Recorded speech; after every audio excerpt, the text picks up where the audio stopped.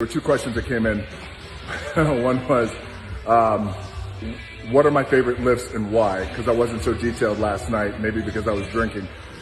And the other one is, which was very funny, is why am I always talking in the gym and not showing you guys my workouts? The first part to that is, well, the reason why I'm not showing you guys my workouts is because I'm sensitive. Maybe I'm oversensitive, but you know, millions of you around the world, millions and millions of you around the world can't get to a gym. You're not able to work out at full max capacity the way you want to. So the last thing I want to do, it would make me feel like an asshole.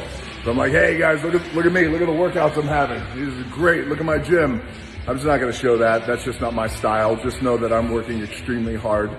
And, you know, I don't take this shit for granted that for years I've had my own personal gym. So I don't want to waste any time. You can live vicariously through me if you're not able to get to a gym. I promise you, I have built up enough intensity and rage every day while we are all dealing with this pandemic. So that's the only reason why I'm not showing you guys how I'm training. Just know that I'm working really, really hard.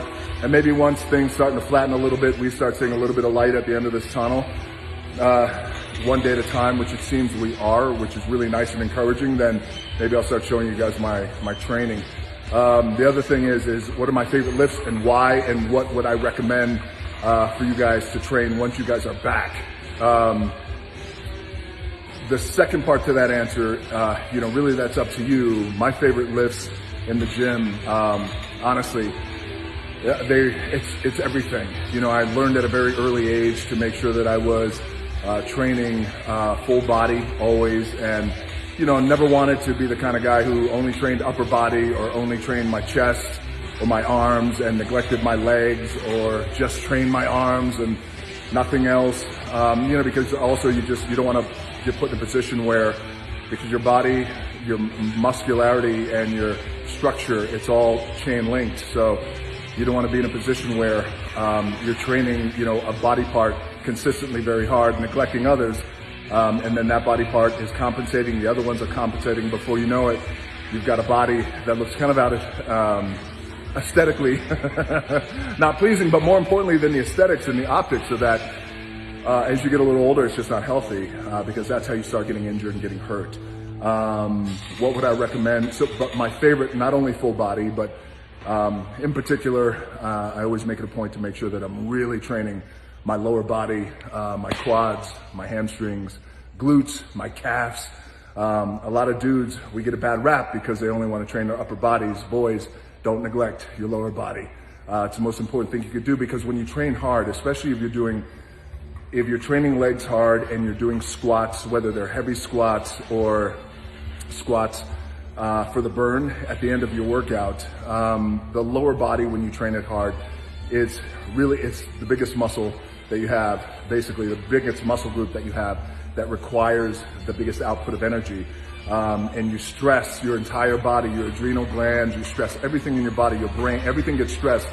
But if you train right, everything gets stressed in a great way. So if you're looking to lose weight, that's a good way to lose weight, is to make sure that you're focusing on your lower body too.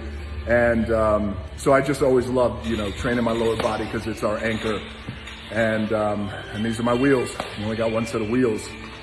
And what I would recommend for you guys who you don't have the opportunity to train right now, when this bounce back happens, and the bounce back is going to happen, and you guys who don't have an opportunity to train, men and women, you're going to come back like a bull in a china shop with the intensity and the velocity of a runaway train. You guys are going to train like beasts.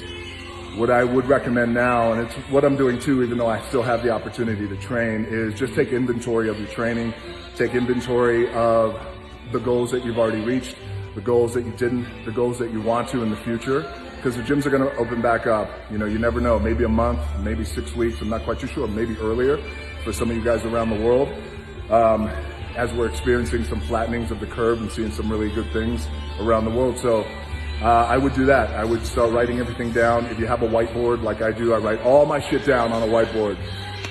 If you don't have that, just write it down, your notebook, paper, whatever it is, or in your phone, type it in your phone. But I would take mental inventory on everything you have going on in terms of your training and where you want to see improvement, what your challenges are, and also embrace the wins, the big wins. If you had some big wins already in 2020 and you made some great gains, great, embrace it, and let's build from there.